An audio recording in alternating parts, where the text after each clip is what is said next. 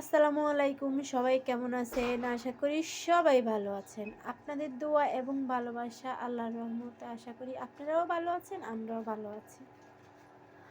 তো আমার জন্মের পরে আমি এই প্রথম দেখলাম আজকের মতো এত ঠান্ডা বা কখনো রোদ উঠে নাই, এরকম আমি প্রথম দেখলাম, আর কখনো দেখিনি।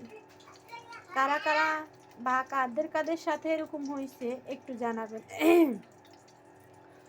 আমার জীবনে প্রথম আমি দেখলাম যে টানা এতদিন শীত পড়েছে বা সূর্য উঠে নাই বা এত ঠান্ডা। তো সব কিছু মিলিয়ে ভিডিও করা হচ্ছে না, আশা করি নিয়মিত করে ভিডিও দিব। এখন আমি তেলে বাগার দিয়ে দিলাম। কি রান্না করতেছি দেখেন।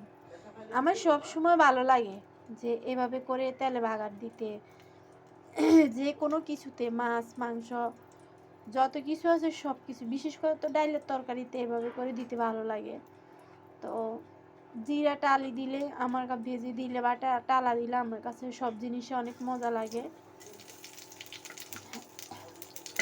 আসলে আমি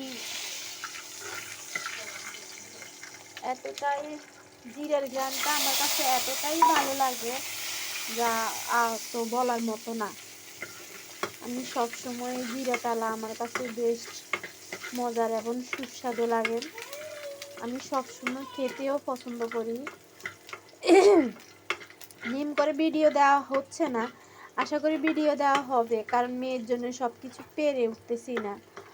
আর অনেক দিন হয় কিছু মানুষকে আমি কিছু বলতে পারি না, ওরা আমাকে নিয়ে খুব আজে বাজে মন্তব্য করতেছে।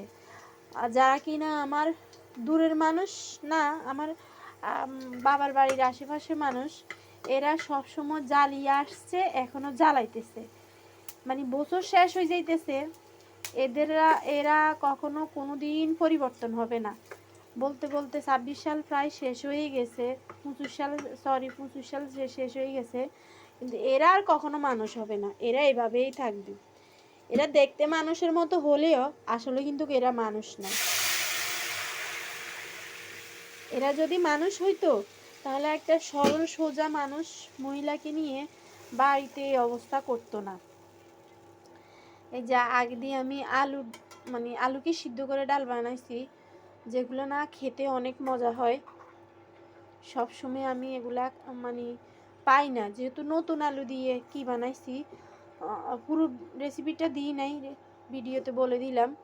নতুন আলু দিয়ে যেভাবে ডাল বানাইছি, আমার মনে হয় আপনারাও পারেন। আর যারা যারা পারেন না অবশ্যই আমাকে কমেন্ট করে জানাবেন, প্রয়োজন হলে আমি আরও একবার ডালের ভিডিওটা দিব। তো আমার এই রেসিপিটা আমার যেমন অনেক পছন্দ, তেমনি আমার মেয়েরও পছন্দ। আর আমি চেষ্টা করেছি মেয়েটাকে, যেহেতু ওর 12-13 মাস হয়ে যাচ্ছে বা হয়ে গেছে, আমি চেষ্টা করেছি সব সময়, একদম সব সময় আমার মতো করে মেয়েটাকে, অভাবে বলেন আর যেটাতেই বলেন, আমার ইচ্ছে ছিল আমার মেয়েটাকে আমি ঘরের খাবার সবসময় খাওয়াবো আর আমার মতো করে আমি বড় করব। বাইরে অনেক দামি দামি খাবার আছে, দুধ আছে, মিল্ক আছে, সবই আছে। তো আমি আমার মতো করে মেয়েটাকে বড় করতে চাইছি।